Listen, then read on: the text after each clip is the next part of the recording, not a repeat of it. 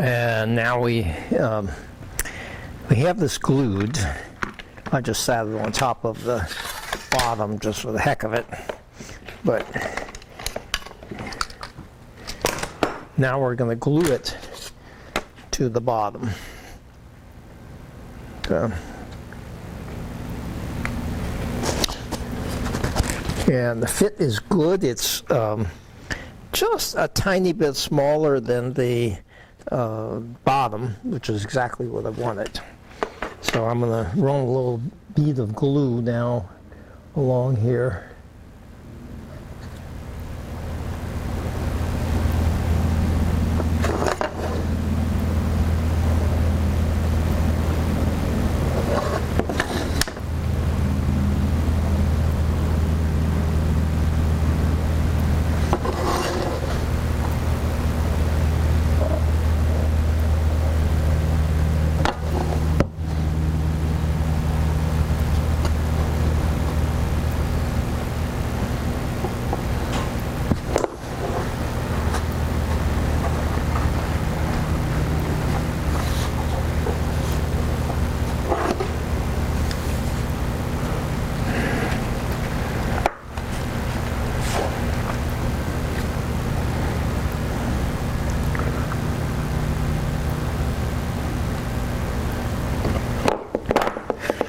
And I'll use these clamps to clamp it in place once I make sure that I have everything the way I want it.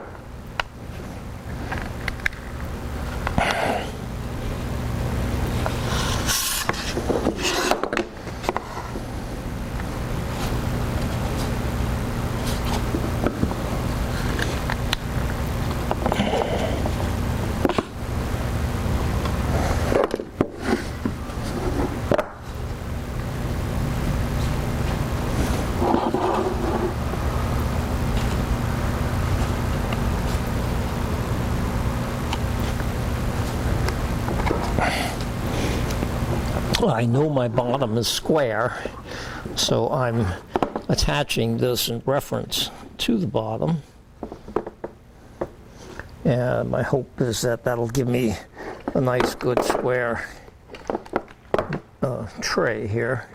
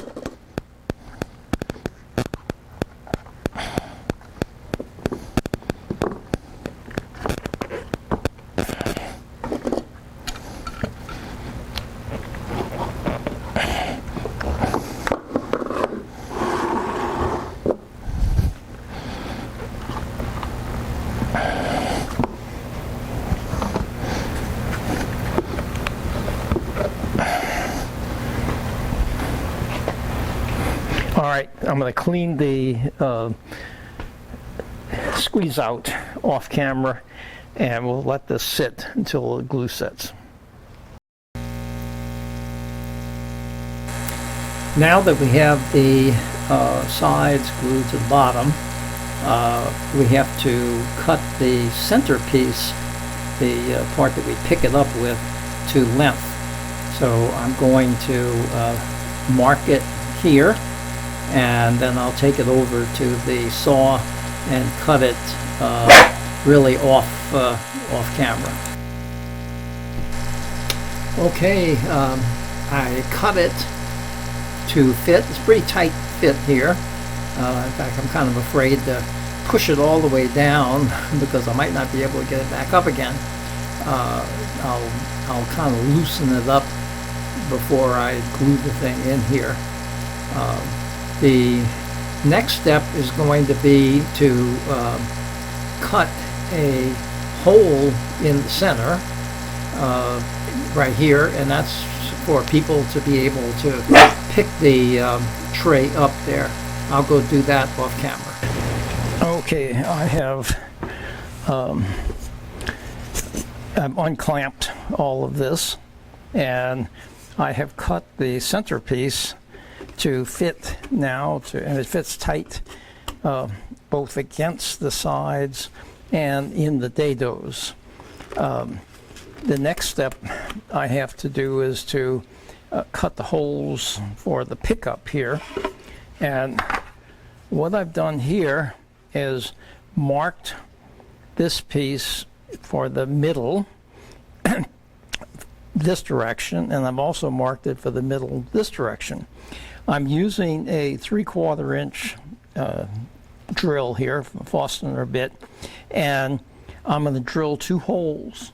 The half of 3/4 is 3/8, and I don't just want the 2 holes to kiss each other, to touch. I want them to overlap. So I took 2 marks 1/4 inch away from the center mark, and I'm getting set up now to do that. I have also set up a stop, and the reason I did this is because now when I go to drill the second hole, it will be the same distance from the top and bottom. I won't have one hole a little high and the other hole a little low. So here we go. Let me get this set up.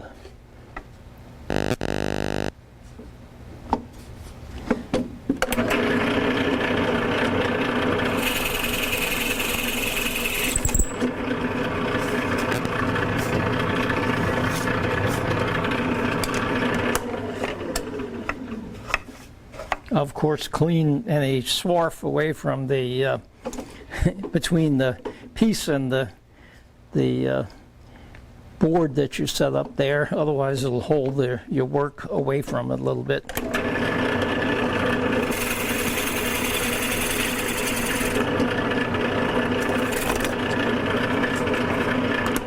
Okay, so there we go. I got a basic hole here, but I'm going to work this hole a little bit, and that's what I'll talk about next.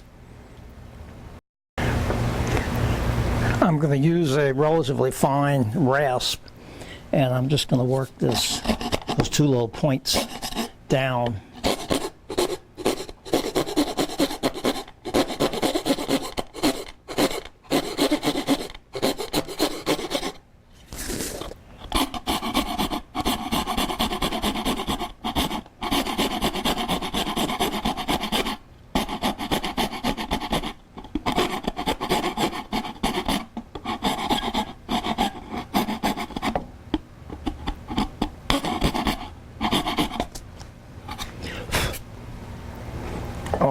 That's it. All right, now I have put the centerpiece in here all the way down, and what I want to do is to taper these down. So I have to mark where I'm going to taper that to, and I use a knife and just make as deep a mark as I can on there to indicate how deep it's going to go. And then I'll take it to my sander and I'll sand that out.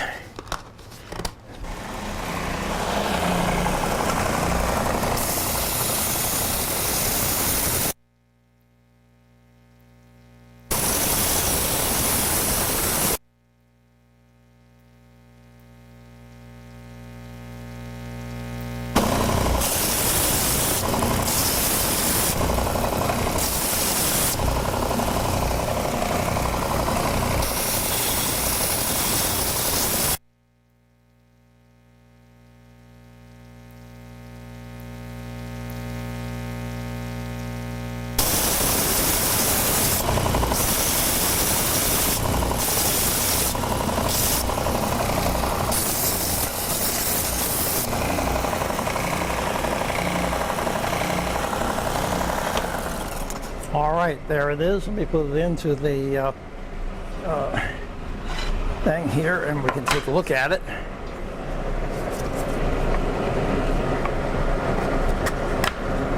Okay. So now I'm going to smooth over these edges to give a rounded, and also inside here I'll round these over. I'm just going to use sandpaper to round these over, and I'm not going to do all the rounding on camera here. The one thing I will demonstrate though is that for rounding inside the pickup hole, I roll up my sandpaper, and that allows me to get in here and to work those edges and knock the edges back there, so I have a nice rounded feel. Makes it easier on the hand when somebody's using this. So I'm going to go off camera and do this off camera, and I'll be back after it's finished.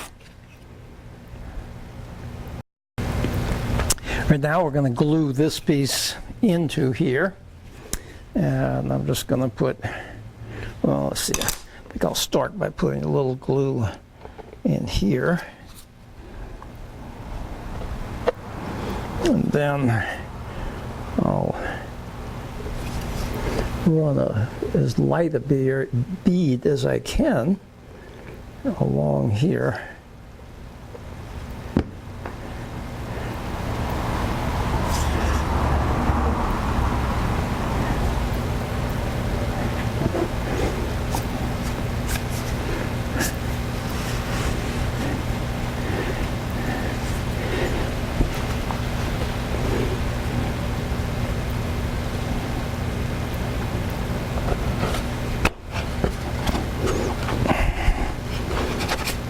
And as usual, I'll have to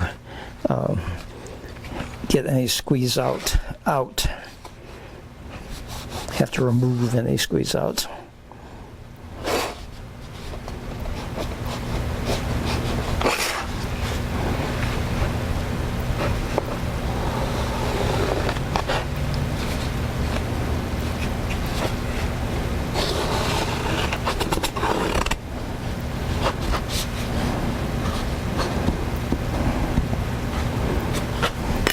And then I'll just put 2 clamps on it.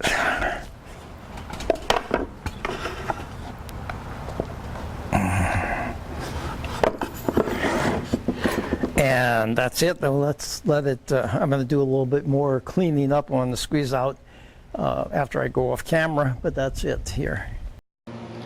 All right, I took the 2 clamps off of here, and I sanded all of the sides to bring them down to flush with the sides themselves. I sanded the bottom so that it's flush with the sides, and there it fits into the box. It comes out pretty good. It's a little bit of a pull, but it's not too bad, and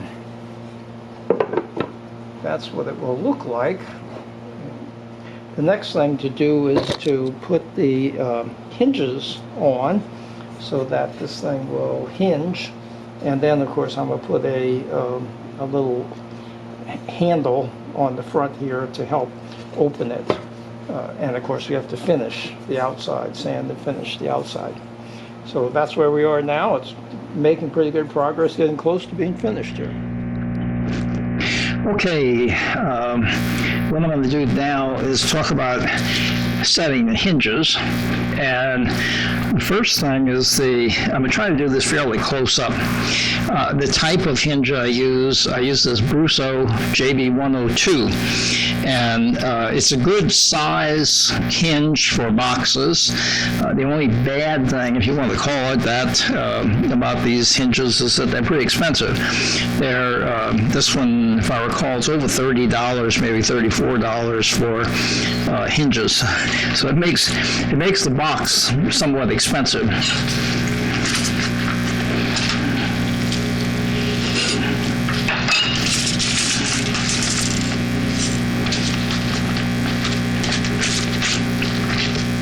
I'll just comment that they give you screws for the hinges, and they give you brass screws and one steel screw. Now, what the steel screw is for is that when you make the holes for these screws, brass screws are fairly weak, fairly fragile.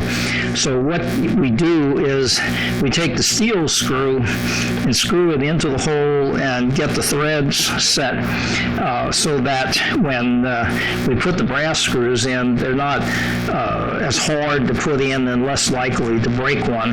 If you break a brass screw while you're putting it in, it's kind of a pain to get it out. You have to kind of cut the wood back, grab it with something that you can grab it. Sometimes I use vice grips. So the best thing to do is to definitely avoid breaking one of those screws. All right, what I'm doing here is I'm going to do the first thing just to show you. I'm doing this on some scrap. This is the same piece of scrap that I use for cutting the slot for the biscuits.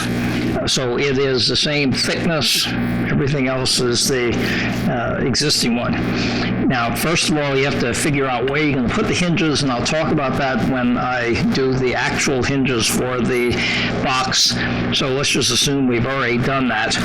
What you do is take the hinge, slide it in, and it will hit the part where the pin is, and that is, it's a good way of knowing how far to go with the hinge. And then take your knife and mark the placement of the hinge.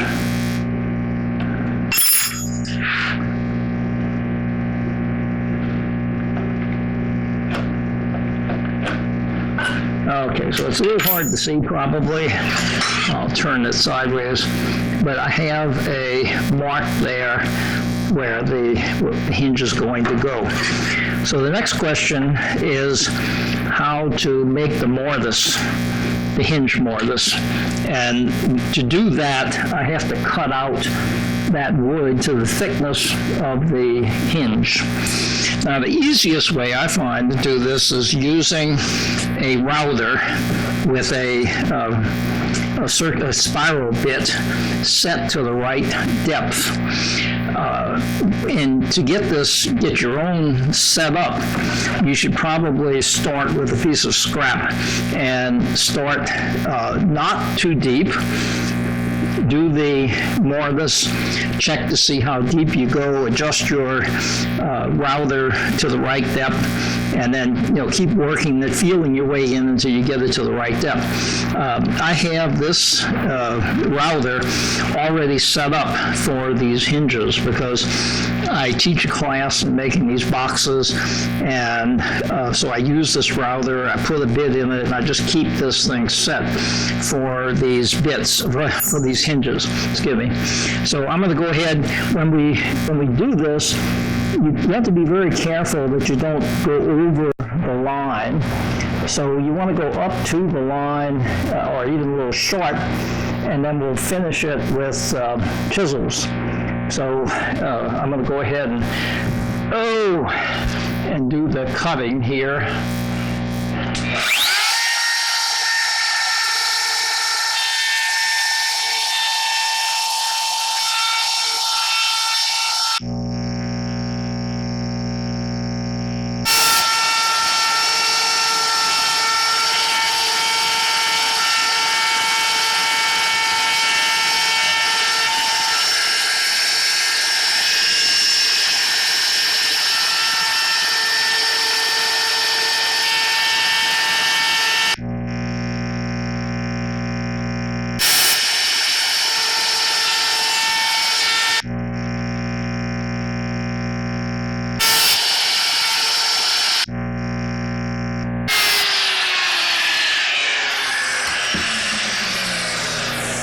This DeWalt router has a light that helps illuminate it a little bit, but it doesn't really work that well. It needs a lot more light.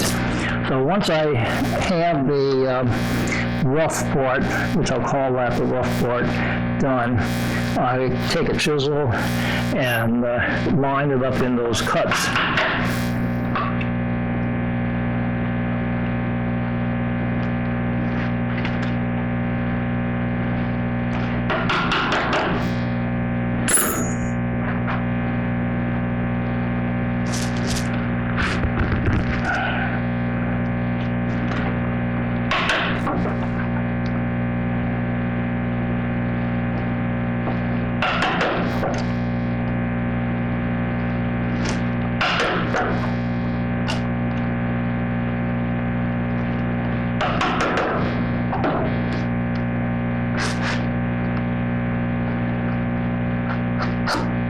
Incidentally, of course, you can do this by hand. You don't have to use a router.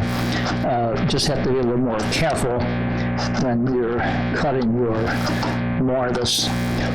The main thing to be concerned about is that you make it a flat bottom. Okay, and if you can see this,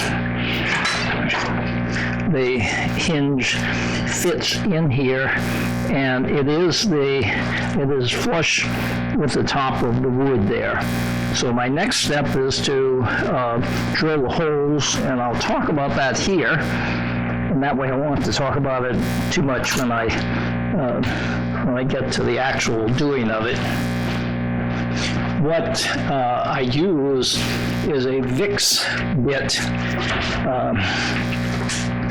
that is set up for number 3 screws.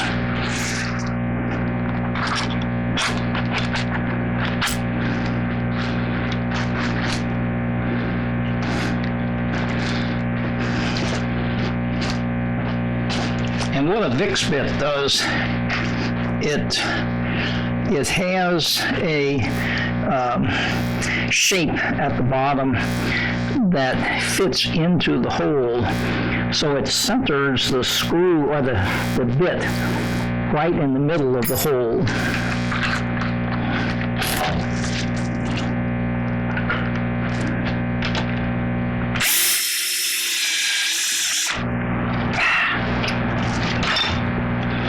Okay, we got a malfunction here. I'll get back to you in a second. Okay, I'm back. What happened is that I had broken the drill bit last time I used this thing, and I put a new drill bit in, and there's a set screw, and apparently I didn't set the set screw tight enough. So okay. So anyway, here we go.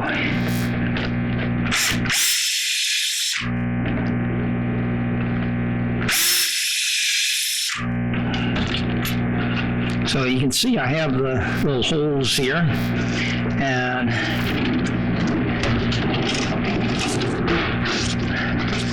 what's really nice is to take your steel screw and put a little bit of wax on it.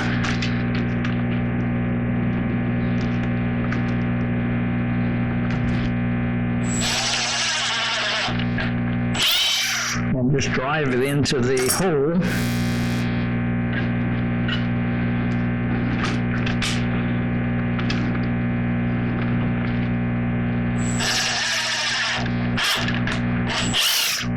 And that will set it up for when you put the brass screws in. So when I'm ready to mount the hinge, I put the brass screw in here. And what's really good is when you put the brass screws in, don't use this impact driver. Use a little screwdriver, and you'll be less likely to break a brass screw. At least use the screwdriver to finish it off. Okay, so that's the mounting, how you mount a hinge in the thing. And now we're going to go to the actual box, and we're going to cut the hinges for the box. All right, now we're going to put the actual hinges in the box. The first things, we want to make sure that you're working on the back of the box and not the front. You don't want to get confused. Put your box in a vise or in some way, put a clamp on it such that the top is lined up with the sides and the back. And then the question comes in is where to place the hinges. So we can stick them all the way out on the outside, or we can move them in a little bit. It's really up to you. I wouldn't put them too close in the center, of course, but I use 1.25 inches, and I mark where they're going to go. That's 1.25 inches before the hinge starts. So I set 1.25 inches on my double square. I put it against the box, and I'm going to put a scratch on both the top and the bottom at that point. So I'll be able to know that when I put the hinge in, it's going to line up. And I do that on both sides.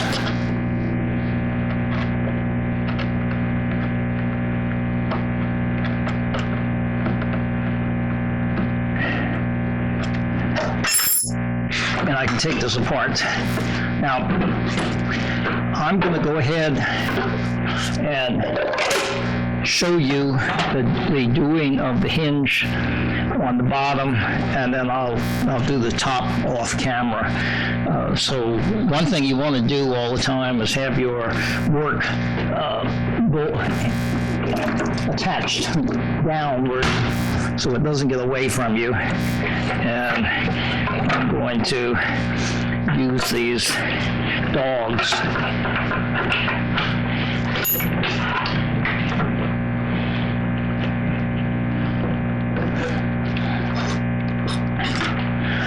So I have my mark there, and I'm going to put the knife into the mark right there. I'm going to put the hinge exactly like I did before, and I'm going to slide the hinge up to my knife, and then I'll mark it.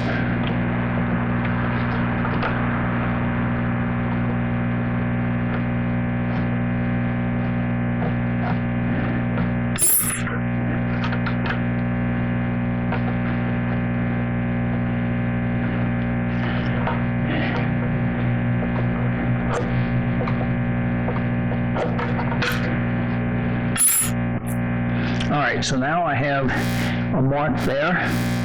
I'm going to use my router like I did before. And I'm going to get fairly close to the lines without going past the line.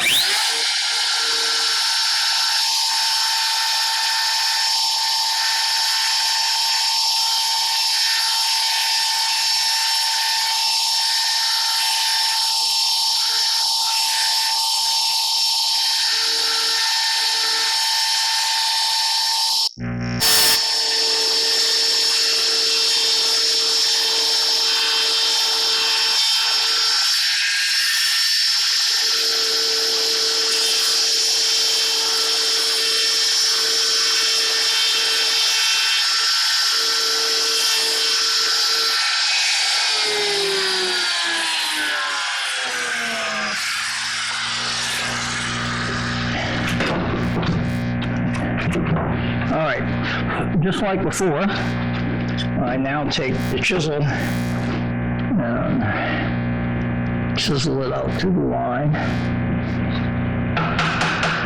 You'll notice that I have the box cocked a little bit, and that's so that the box is resting on here, and I have some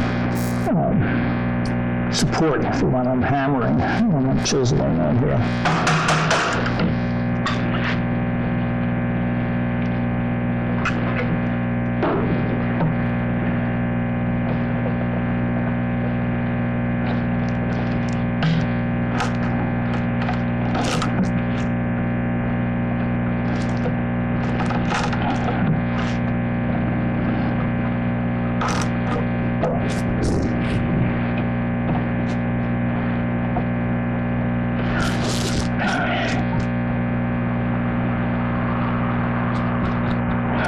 if by chance, when you are doing this, the router gets away from you and you screw up, I find the best thing to do is to go ahead and cut or use the router and work a piece out of here to cover where your mistake is.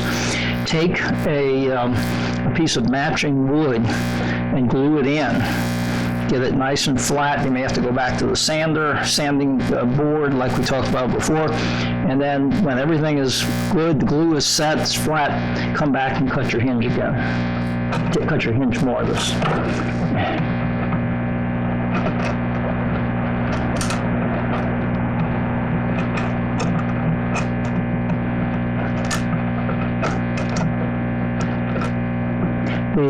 The problem with leaving the mark is that, let's assume you're making this thing for your family. It's going to become an heirloom piece. And for the next 100 years, people are going to see that mark. So rather than just leave the mark, do something to fix it. It takes you a little while to do the fixing. Might take you an hour, but that thing is going to sit there for 100 years, and people are going to look at it for 100 years. So make it come out right.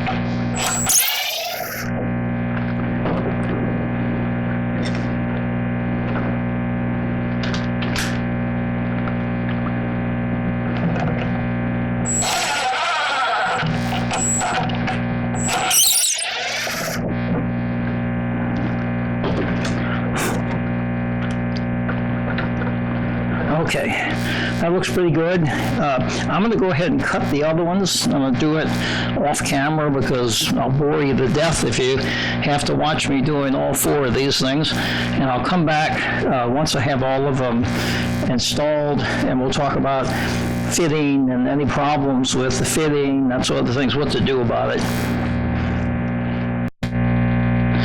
Okay, I have finished putting the hinges in, and I have a pretty good fit. I won't say perfect fit, but a pretty good fit. The front is very good fit, and the top is just a tiny, tiny bit over this way. Now, I'm not going to try to reposition the top for that amount of offset. What I'm going to do is sand the side of the box, the 2 sides of the box, and just sand them flush.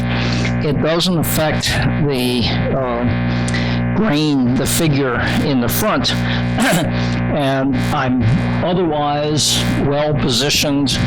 Everything looks good, so I'm going to go with that. I'm not going to try to shift the thing.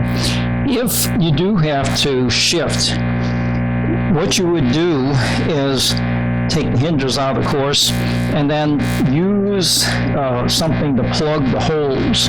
And what I use is these skewers, like you would have for making shish kebabs. And I have some smaller ones. This is a bigger one, but I put glue on the end, sharpen them, and then I stick that into the hole and let them set, let the glue set, and then cut them off flush. And then you can move the hinge a small amount, re-drill the holes, and if you do it properly on both hinges, that'll shift the top over the amount that you want. It's a fair amount of work, and I wouldn't do that unless you had a fairly serious error in the in the placement of the hinges and a bad fit on the top. What I have here, very, very little. I barely feel it if I run my fingernail on it. In the front, it's really almost perfect. I'm just going to sand that flat. Thanks. Okay, what I'm going to do now is to put a handle on the front of the top. I have this little piece of ebony.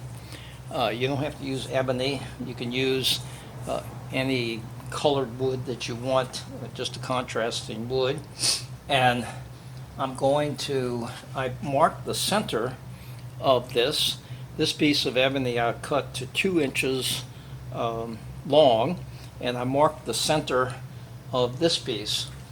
So I'm going to put it in place, and I'm going to mark the sides where they meet the wood. Right there. Okay. And what I'm going to do now is take it over to my sander, and I'm going to round off the front. And of course, I don't want to round off beyond where the piece of wood is going to go onto the top here. So it's just, I'm going to curve the 2 sides here, and I'll go do that off camera. I've rounded over the front of this piece, and now I'm going to set it. And what I do is I have a mark on here for the middle, and I have a mark on the wood on the top. So I'm going to line those up, and I may have to get in front of the camera here to do this. I'm going to mark the 2 sides.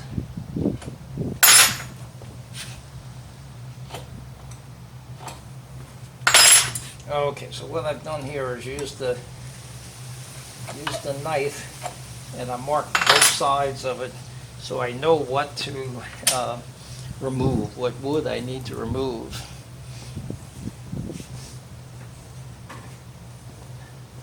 I'm going to use a router to remove the wood, and this one is a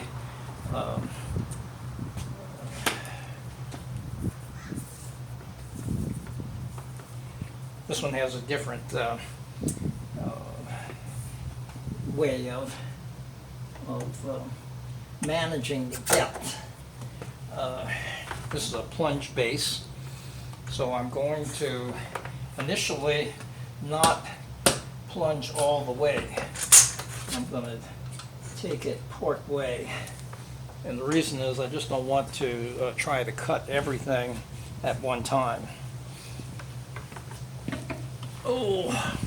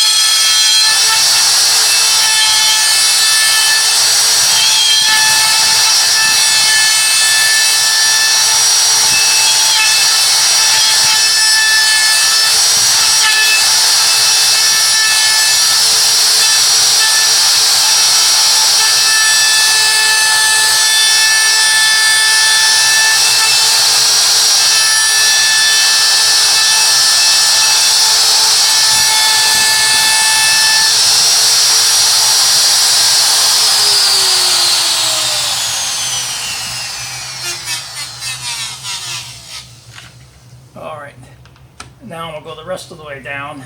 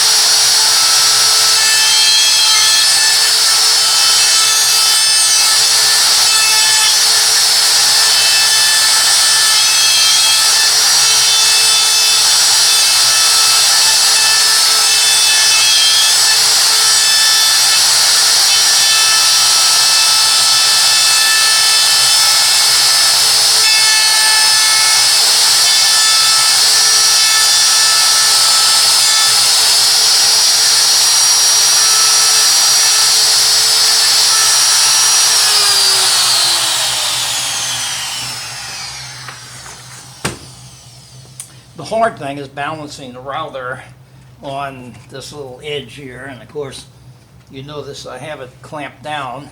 Um, and I'm just a little bit high, so I'm gonna have to do it a little bit more to take it down.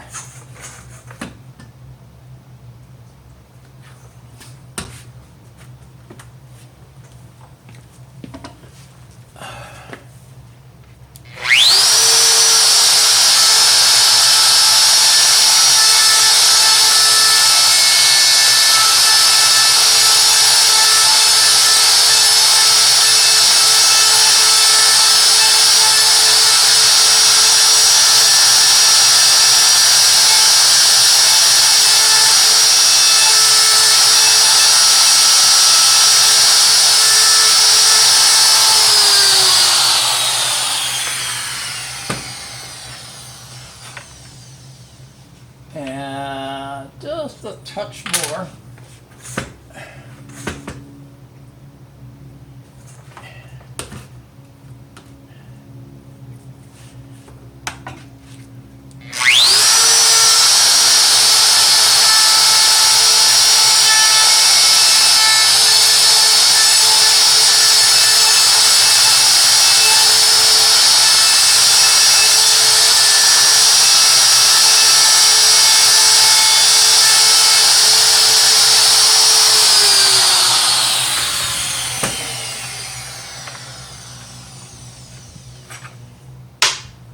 And that looks good.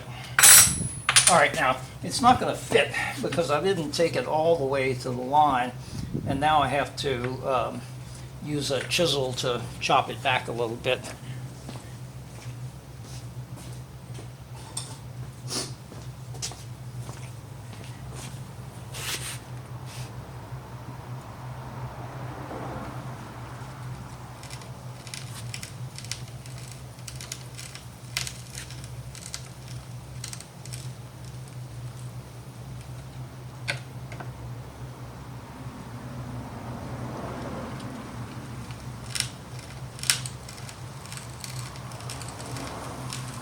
I really don't want to hammer on this, so I'm doing this just by pushing the chisel, which of course is a little bit tough.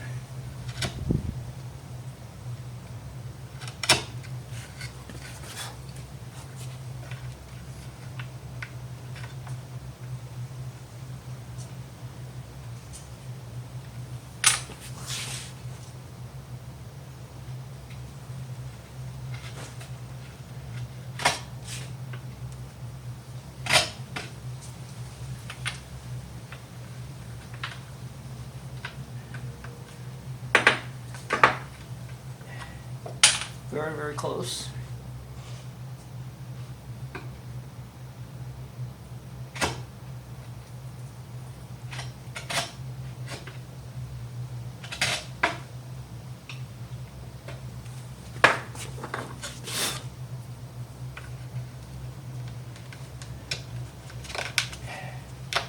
Okay, that's a good tight fit. Now what I'll do is put a little glue on this and glue it in, and we'll be ready for finishing.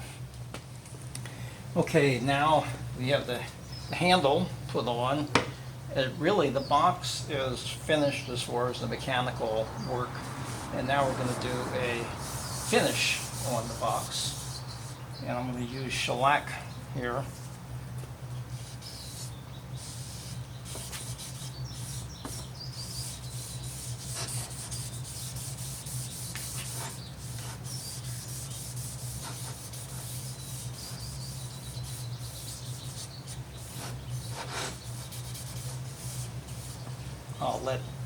I'll let things kind of dry before I move on to other parts. I'll do the tray here.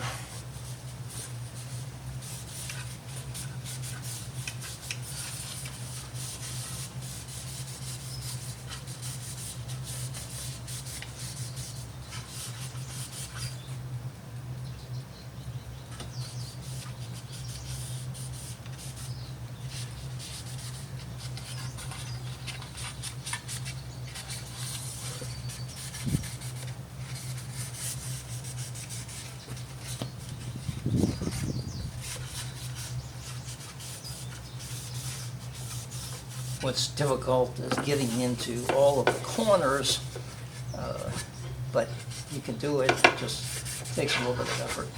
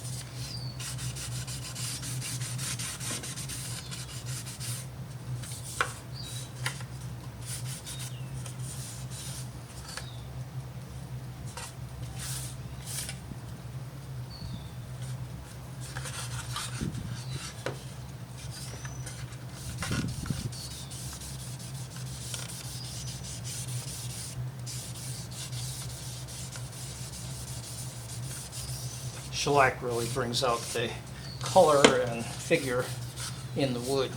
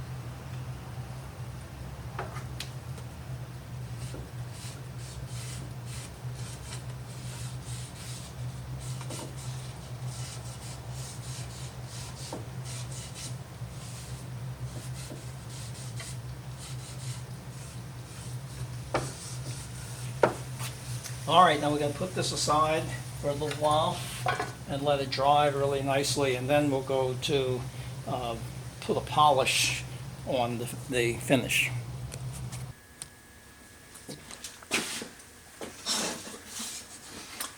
Okay, I have the box. I've let it sit overnight so the shellac is very well cured.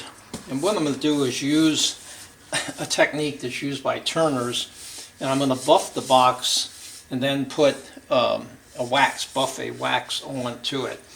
I'm not going to show the whole process because it takes a little while, but I'll demonstrate the basic concepts of it. You start off with a buffing wheel. Put your buffing, put the buffing compound onto the wheel, and then begin to buff the box.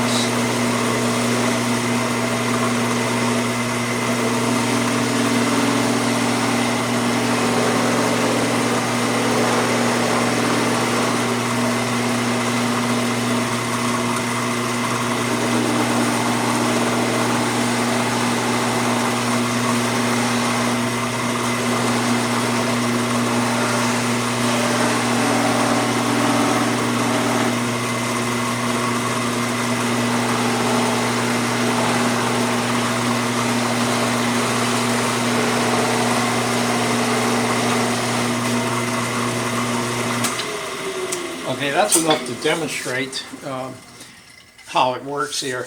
It produces a very, very smooth finish on the wood. Of course, you have to sand before you do this. The wood has to be prepared before we put the finish on to a very nice sanding. I use down to at least 220, maybe 320. And then from there, I come over to the buffer and knock any roughness down. Sometimes when you put the finish on, you get a little bit of grain raising, and that can be knocked down by buffing here. So I'm going to go ahead off camera and finish buffing this, and I'll also put the wax on, and when I finish, I'll come back and show you the results here. And that's it. We have it polished up, finished, polished up, the tray and interior, and of course the bottom with the little pads and signature. And now it'll go to, I'm going to give this one to a friend, that actually to the wife of the guy that donated the wood to me as a thank you.